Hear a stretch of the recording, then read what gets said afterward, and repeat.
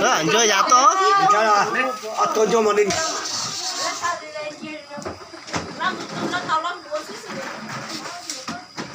Vừa vừa lò lại cái giá bọc tàu đi. lo nữa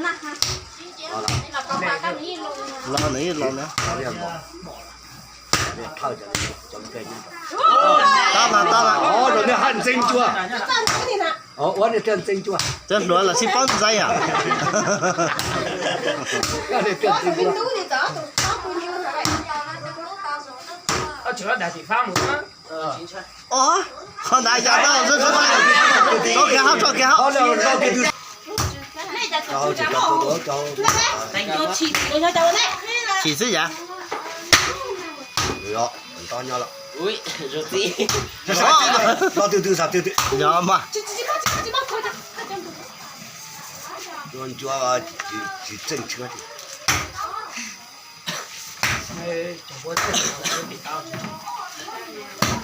Sao nó từ sao từ.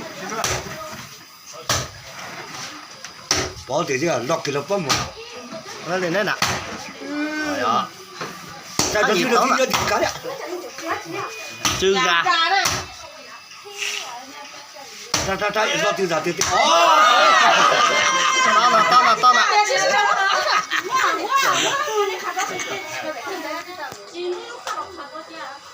Đấy gà nó bị lo rồi cho. chỉ là khi là sao Chỉ gà ấy mới cho món nữa trời.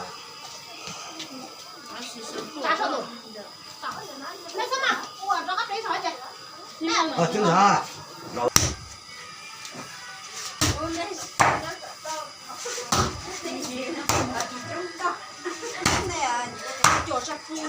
ít tiền kia là để cho tôi cho luôn rồi là thế cho sẵn luôn Tại sao à? nên lanh theo sò Sao tôi chưa? tôi lấy tay lâu là trước ăn luôn là lẩu thế hả nè À, lúa hàng mượn sò à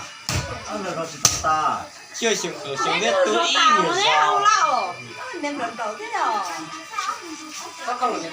Mẹ ơi. cho nên cái trâu trọng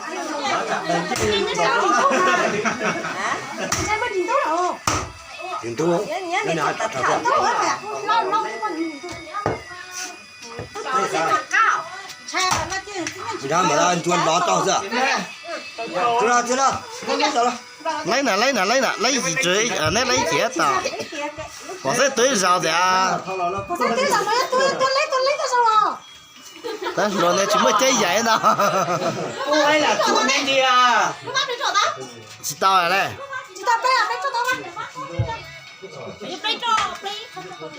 Lấy cho